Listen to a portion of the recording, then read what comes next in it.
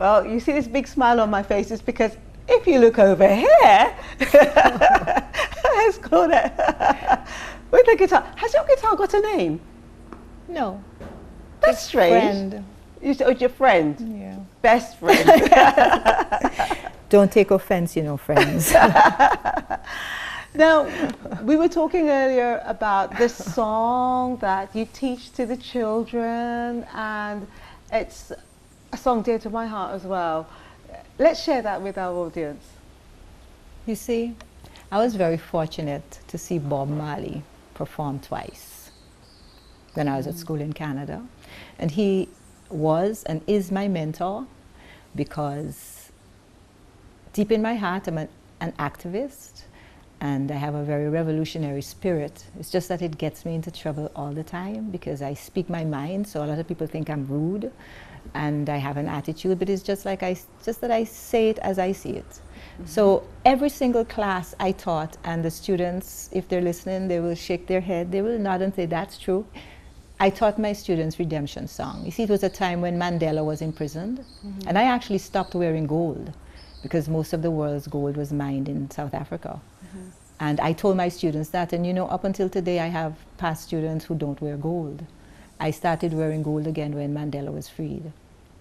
You know, so I taught this song to all my students. And there was a student who was imprisoned in Canada for immigration reasons.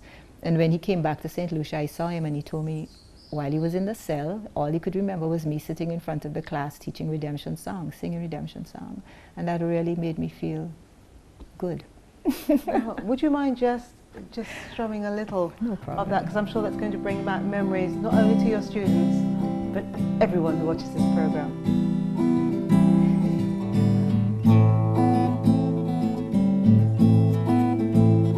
Emancipate yourselves from mental slavery.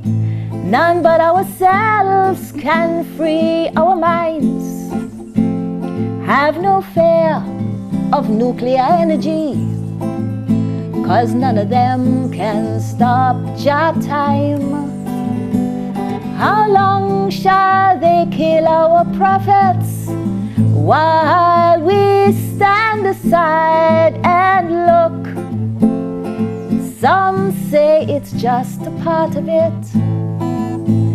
We've got to fulfill your book. So won't you help to sing these songs of freedom? 'Cause all I ever hear, redemption songs. Redemption songs. Gosh, that, I don't know, so many things were going through my mind. So many things. It brings back just the feeling of how lucky we should be to be free, you know, and how some of us don't understand or accept our culture and those who have done things for us to be free. And you play that as well. Funny enough, I was like looking at your attire and remembering what you said about what I'm wearing, and you know, this is part of our culture. I mean, the tie-dye, and you got this, I got this hair at the Ladera boutique, right? And what were you saying about your... Yeah, I actually got this at the Ladera boutique also, but I couldn't wrap it into a dress. So my seamstress turned it into a dress, a complete dress. It's beautiful. You know, instead of me trying to wrap it around my body. And then I also, it made me think about you as well, and Bob Marley. Of course, you share the same religion. When did that happen for you, thinking about religion and changing your religion? Well, I don't consider Rastafari a religion. I personally don't. You don't? I don't. I consider it to be a liberty. It's a way of life. Mm-hmm. And I think I've always been that way. I've always tried to be as natural as possible. And I've always embraced nature and, you know, so many things that Rastafari preaches or teaches. Mm-hmm. And that's what you're comfortable with, and that's what makes you I'm happy. very comfortable with it. I didn't go into a salon and twist my hair. My locks just formed. My first lock formed in the year 2000 when I performed at Sisterhood, and the rest just formed. I've never twisted my hair, you know. And Bob Marley was and is my mentor, because he stood for so many things that I stand for. And but we tend to forget, you know.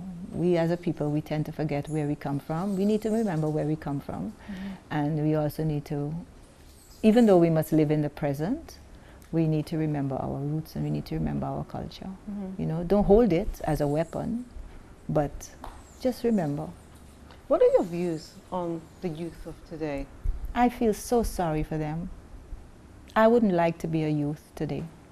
And I don't blame them for anything they're doing.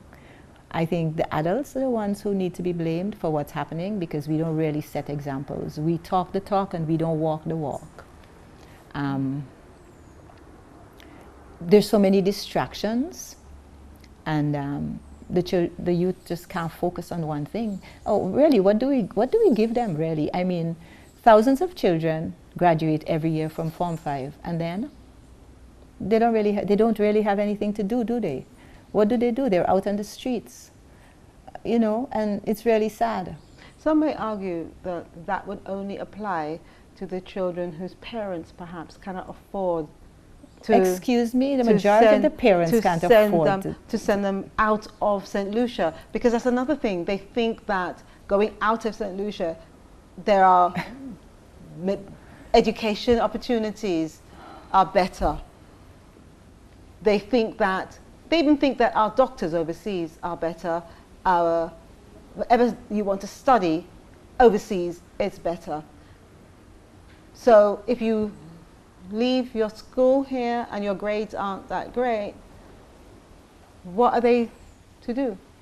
Nothing. Sit by the side of the road. So what can we do? You know how many applications we get here every couple of days, but you can't employ everybody. Yeah, I mean, at least the children who grow up in the countryside can do farming, but what about the children in Castries? What about the youth in Castries?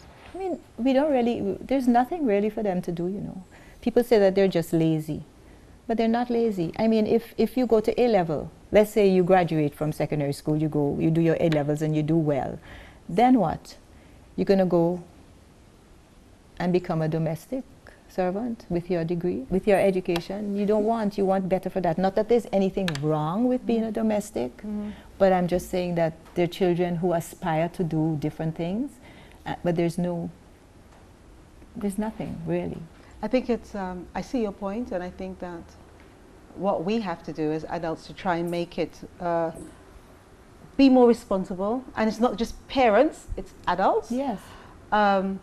We have to make sure that we know what opportunities there are for our young people, so we can get that message to them. Because I'm sure many of the applications that you'd receive, even here at Ladera, because these children don't know, or young people don't know how to put a good CV together, it fails them before they even get to the front door.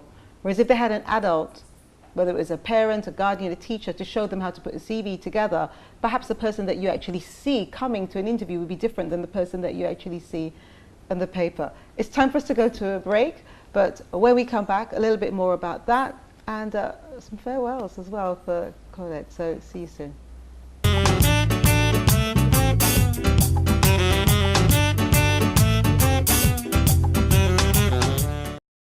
Hello, Rituals Diner in Rodney Bay would love to give you a large 3-topping pizza. That's right, a large 3-topping pizza of your choice. How do you do that? All you have to do is tell us what is the current promotion right now at Rituals Diner. What is the current promotion right now at Rituals Diner? Send your answers to giveaways@dolorfactor.com. The deadline is the 1st of February, and we'll let you know who won on the 5th of February. Good luck.